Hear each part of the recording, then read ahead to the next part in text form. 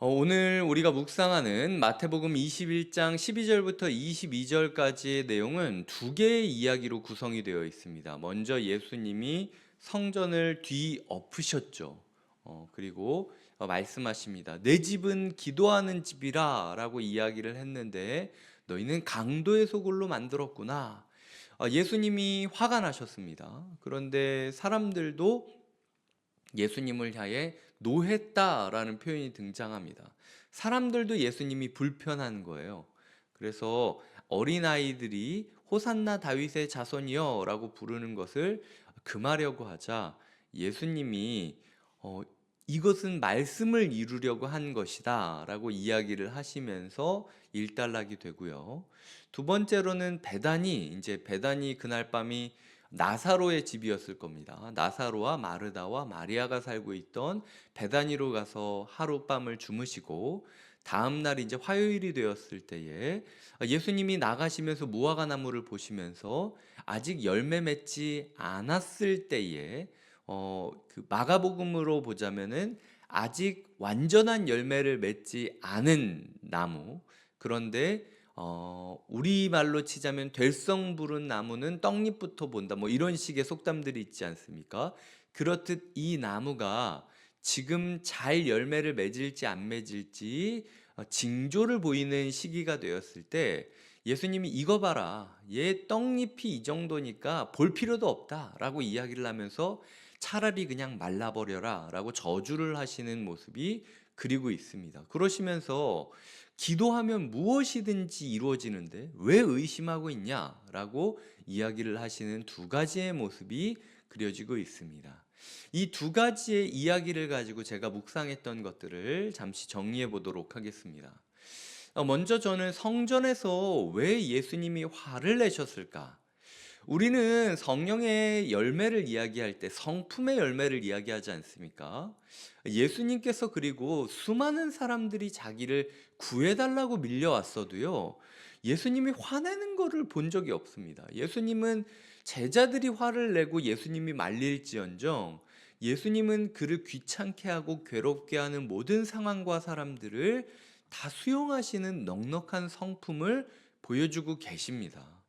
그런데 예수님이 화를 냈어요. 예수님이 화를 낼 때는요, 사랑을 막을 때 예수님이 화를 내십니다. 성전 안에 지금 어떤 사람들이 있었냐면 14절에 보면 맹인과 저는 자들이 성전에서 예수께 나오매라고 이야기를 하죠.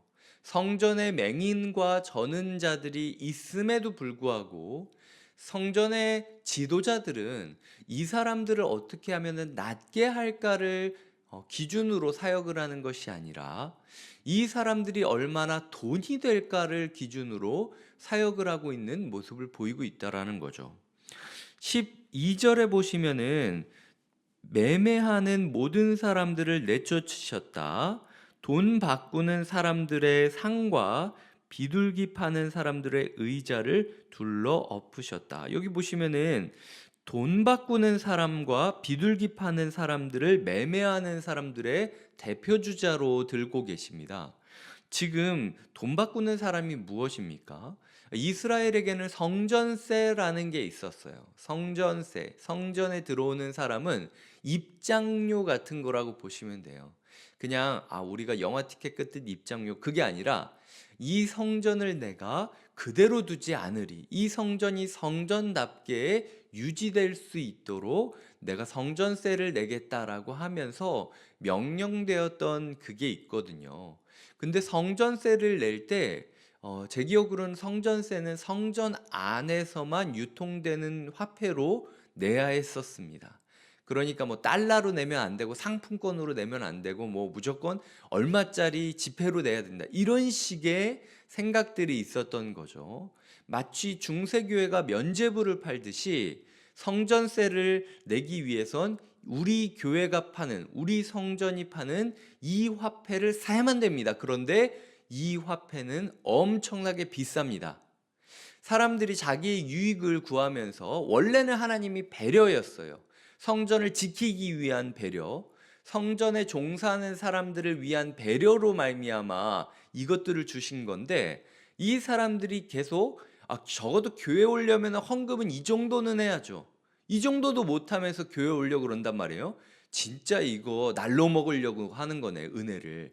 이런 식의 이야기를 하면서 헌금을 자꾸 독려하고 최소 얼마 정도는 내야 된다 이야기하고 벽에다가 얼마나 헌금을 많이 한 사람을 써붙이고 이런 모습을 그리는 게 성전에서 오히려 매매하는 자들, 성전세를 받는 사람들이 그런 모습을 가졌다라고 이야기를 하는 겁니다. 거기다가 지금 예수님이 특별히 비둘기 파는 사람의 상을 엎었다라는 것을 우리가 기억해야 되는데요. 이 당시 기록을 보면요. 이 성전에 재물을 가지고 오면요. 이 사람들이 처음에 출발할 때는 그럼에도 불구하고 자기 집에서 가장 흠없다라고 생각하는 재물을 가지고 오지 않겠습니까? 사막을 걷다 보면요. 얘들이 상해요. 얘들이 다칩니다. 이제 그거를 전에 제가 이야기 드렸듯 완벽한 게 아니라 순전한 재물을 받기 원하시는 하나님의 진심을 기억하면서 야, 네가 참 어려운 중에서도 이 어린 양을 데려오기 위하여 정말 애썼구나. 네 마음을 하나님이 봐주실 거다라고 이야기를 하면서 따뜻한 시선으로 맞이했던 게 아니라 당시 성전에 있었던 검시관들, 검사관들이 이 그 재물을 보면서 아주 그냥 어떻게든 흠을 잡으려고 노력을 했다라는 겁니다. 그러면서 얘기하는 거죠. 멀리서 가져오지 말고 우리가 키운 거 사. 라고 이야기를 하면서 자기 집안 혹은 자기 아는 사람들과 유착을 한 거예요. 그래서 이 성전 안에서 예물을 드리려면 우리의 재물을 우리가 만든 재물을 사야만 한다. 메이드 바이 성전 뭐 이런 식으로 이야기를 하면서 우리가 그 주변에서 하는 것들을 사라라고 하는데 가격 차이가 20배 정도 났다라고 합니다. 그러니까 멀쩡한 양이 예를 들어 10만 원이다라고 하면은 200만 원짜리 양을 팔았던 거예요. 똑같은 양을 파는데. 사람들이 자기의 죄를 그 해결하기 위해 울며 겨자 먹기로 그 돈을 내면서 그 양을 사야 했던 거죠. 예수님이 보시기에는 하나님이 보시기에는 똑같은 양들인데도 불구하고 자기들의 유익을 위하여 가격 차이를 두는 종교 지도자들과 상인들의 모습을 보면서 교회가 이게 뭔가라고 생각을 했다라는 겁니다. 특별히 주님은 비둘기 있는 상을 엎으시죠. 비둘기는요, 구약 성경에서 재물을 드릴 수 없는 극빈층들, 아주 가난한 사람들에게 하나님께서 너희는 이거라도 드려라. 이걸 드려도 내가 양 드린 것처럼 여겨주리라. 라고 약속을 했던 은혜의 재물이었어요. 그 은혜의 재물조차도 사기 힘들게 만든 돈을 사랑하고 혹은 너희의 이익을 구하는 이 예배가 과연 예배다운 예배냐? 라고 하나님께서 물어보고 계시는 겁니다, 오늘. 오늘 이 첫 번째 말씀을 묵상하며 제 마음 가운데 우리가 혹시 있는 자들에게 더 마음을 주지는 않나? 사람들이 얼마를 내는지 관심을 가지며 서로가 서로를 교회를 사랑을 기준으로 교회를 보는 게 아니라 돈을 기준으로 교회를 보는 거 아닌가라는 생각을 했습니다. 제가 배웠던 목회는 성도를 돈으로 평가하면 안 된다라는 목회였어요. 그래서 성도님들이 얼마를 내는지 관심을 가질 필요가 없고 그저 그냥 교회는 하나님이 유지하시는 거니까 너무 개의치 않고 오히려 그런 부분에 있어서는 생각을 떼라라고 배웠던 게 제가 배웠던 목회입니다. 그래서 저는 성도님들 중에 누가 얼마를 냈는지 관심도 없고 관심을 가지지 말아야 된다는 생각을 하고 있어요. 아마 제가 특별한 일이 없는 한, 뭐 특별한 일 없을 겁니다. 제가 목회하는 한 저는 그런 일은 없기를 제가 간절히 바라고 있어요. 누가 얼마 냈는지 다 이렇게 살펴보면서 그 사람들을 갖는 것. 그렇게 됐을 땐 제가 딱 있을 때 돈이 많은 사람, 뭐 많이 가는 사람이 제 마음이 더 끌리지 않겠습니까? 저도 인간이에요. 그러니까 제 마음 가운데 의도적으로 누가 얼마를 내는지 안 보려고 하는 거죠. 이런 부분들이 우리 교회 가운데 있고 또 예전에 교회들이 그랬듯이 막 누가 얼마 냈는지 뭐 우리가 뭘 해야 되는데 뭐 이거를 뭐 액수를 서로 다락방별로 뭐 아니면 개인별로 얼마나 작정하고 이거를 채우는지 막 벽에 붙여놓고 이런 거 안 하기로 우리가 매일매일 고민하고 결단을 하고 있습니다. 하지만 이것만으로 충분할까? 라는 생각이 드는 거죠. 예수님이 말씀하신 대로 우리 교회는요, 성전에서 매매하지 않습니다. 누가 얼마를 내고 누가 얼마를 헌금하는지 서로가 모르고 저도 모르잖아요. 그러니까 확실히 이 부분에서 있어서만큼은 우리는 보증되는 거죠. 그런데 소극적으로 우리가 매매하지 않고 헌금 얼마 내는지를 따라서 자리 배치나 아니면 대우가 달라지지 않는다라고 해서 우리가 교회를 기도의 집으로 만든다고 볼 수는 없다라는 거죠. 예수님께서 말씀하십니다. 내 집은 기도하는 집이라. 기도하는 집이라고 해서 24시간 우리가 교회를 개방하고 교인들을 365일 동원시켜서 이 집안에서 매 시간 기도가 울려 퍼지게 하겠다. 뭐 그것도 좋은 캠페인이기는 하지만 그걸 이야기하는 맥락은 아니에요, 지금. 예수님께서 내 성전이 기도하는 집이다. 내 성전은 하나님이랑 관계를 맺고 소통하고 사귀는 곳인데 사랑의 하나님과 사귐을 가지고 있는 사람들이 여기서 자기 이속 불리기에나 급급한 모습을 보이는 게 진짜 니네가 하나님으로부터 영양분을 공급받으면서 신앙생활을 하고 있다고 볼 수 있느냐? 사랑의 하나님과 뿌리를 이어서 살아가고 있는 너희의 삶 가운데 사랑이 없다면 멀리서 찾아온 사람들, 그 재물을 들고 멀리서 찾아온 사람들의 마음을 헤아려주고 사랑을 베풀어주는 모습이 없다면 이 성전이 진짜 기도하는 집이다, 하나님과 교제하는 집이다라고 부를 수 있겠느냐라고 물어보고 있는 거예요. 그러니까 오늘 이 말씀은 기도를 몇 시간 했느냐라고 이야기하기보다는요, 니네가 기도했으면 진짜 사랑을 닮아야 되는데 너희의 가장 종교적인 삶 깊숙한 이면에 예수님의 사랑, 하나님의 사랑을 닮아 한 영혼을 소중히 여기고 있느냐라고 묻고 계시다라는 거죠. 사랑하는 성전이었다면요, 멀리서 재물을 가지고 온 사람에게 어떻게 했을까요? 저라면은 오늘 이 말씀을 묵상하며 헌 재물을 새 재물과 바꿔주겠습니다. 예를 들어 네가 사막을 건너서 이렇게 정성을 가지고 재물을 가지고 왔구나. 그 양이 근데 내가 봤을 때는 아직 어그러지고 다치고 괴로워하는 것 같으니까 우리가 우리 양으로 바꿔줄게.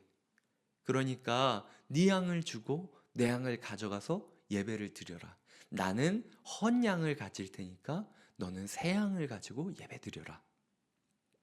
그리고 비둘기 그거 얼마나 합니까? 우리가 돈을 모아서 멀리서 오는데 예배드릴 재물도 잃어버리거나 아니면 재물이 죽어버리거나 어려움 가운데 있어서 재물을 사지 못하는 사람들이 있다면 우리가 그 사람들을 위해 비둘기 정도는 마련해 줄 수 있지 않느냐? 성전에서 캠페인을 벌일 수도 있다는 거예요. 그래서 우리가 다른 소나 양을 줄 수는 없어도 비둘기는 예배자가 되기 위하여 찾아오는 모든 자들에게 주리라 라고 이야기할 수 있는 모습을 그리는 게 예수님이 바라셨던 오히려 성전의 모습이라는 거죠. 성전에서 비둘기를 나눠주고 뭐 돈을 나눠주고 이게 문제가 아니라는 겁니다. 사랑으로 행하는 일이 없었기 때문에 예수님은 그 상을 엎을 수밖에 없었다라는 거죠. 예수님이 계신 성전에는 눈먼 자들도 있었고 저는 자들도 있었습니다. 주님께서는 그들을 사랑으로 회복시켜 주시는 것에 집중하는 교회가 되길, 성전이 되기를 원하셨다라는 겁니다. 그리고 이제 무화과 얘기가 자연스럽게 등장하면서 기도할 때 의심하지 말아라, 믿음으로 구하면 다 이루어지리라 라고 이야기를 하고 있습니다. 그런데 오늘 본문이 어떤 키워드로 묶여 있나요? 내 집은 기도하는 집이다. 근데 너희는 내 집을 기도하는 집으로 여긴 게 아니라 강도들의 소굴로 만들었도다. 그냥 어떻게 하면은 그 사람들 뺏어 먹을 궁리만 하는 강도. 하나님의 아들로서 살아가는 게 아니라 네 혼자 인생을 살아가기 위하여 사람들 것을 뺏는 사랑 없는 모습이 되지 않았느냐. 하나님과 기도하는 자는 하나님의 성품과 마음을 담기를 꿈꾸며 기도해야 된다라고 이야기를 하시면서 그 기도하는 것을 포기하지 말아라 라는 맥락이 두 번째 무화과 나무 비유인 거예요. 너희의 삶 가운데 사랑이 일어나지 않는다 할지라도, 너희의 삶 가운데 한 영혼을 사랑하는 마음이 없고, 너희의 삶 가운데 퍽퍽함으로 인하여 저는 자들과 시각장애인들을 도와줄 수 있는 방법을 찾지 못한다 할지라도 기도해라. 하나님이 반드시 길을 주실 것이다. 이 사람들을 어떻게 사랑할지, 이 사람들을 어떻게 돌볼지 하나님께서 길을 내주실 거라는 거예요. 될성 부르는 나무는 떡잎부터 볼 수 있는데, 너희가 진짜 나와 커뮤니케이션 하면서, 나와 교제하면서 나의 사랑을 이 시대 가운데 베풀기를 꿈꾼다면 너희의 삶은 반드시 변화가 있을 것이다. 비록 원하는 열매가 아니라 할지라도 사랑의 씨앗이 너희 삶 가운데 움트는 것을 보게 될 것이다 라고 약속을 하고 계시다라는 겁니다.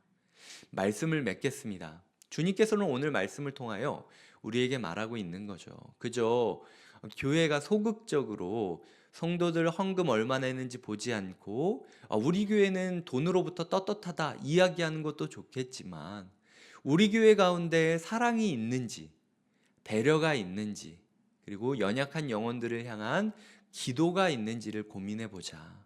우리가 기도하고 우리가 돌본다고 해서 갑자기 맹인이 눈을 뜨고 저는 자가 일어나고 그리고 사람들이 다 행복해지지 않을 수 있어요. 하지만 그럼에도 불구하고 이것 봐라, 될성 부른 나무는 떡잎부터 알 수 있지 않느냐라고 우리라는 무화과 나무를 보시며 기뻐하시는 주님의 얼굴은 분명히 있을 거라는 것이죠. 오늘 하루 포기하지 않고 사랑의 주님과 마주하시고 사랑해야 될 사람들을 찾아가시는 하루가 되시길 주님의 이름으로 축복드립니다. 기도하시겠습니다.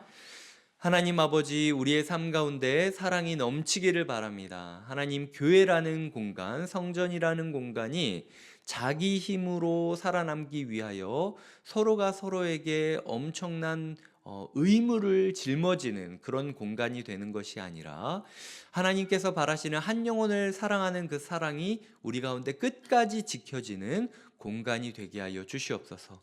주님께서 믿고 구하면 반드시 이루어질 것이다 라고 이야기를 하고 있습니다. 우리는 우리의 유익을 구하는 것이 아니라 이 교회, 이 성전에 찾아오는 한 영혼 한 영혼이 예수 그리스도를 마주하여 저는 자가 일어나고 맹인이 눈을 뜨며 호산나 다윗의 자손이라고 부르는 어린아이들의 소리가 울려 넘치는 그 공간이 되기를 꿈꿉니다. 하나님, 우리를 붙잡아 주시고 우리 교회 가운데 있는 수많은 약자들이 우리 교회를 생각하고 의지할 때마다 숨통이 열리는 하루가 되게 하여 주시옵소서. 너무나도 부족한 교회입니다. 하지만 그럼에도 불구하고 주님께 구합니다. 주님, 우리를 포기하지 마시고 언젠가 때가 됐을 때 진정한 열매가 맺을 것이다 라고 약속하여 주시옵소서. 감사하고 예수님의 이름으로 기도드립니다. 아멘.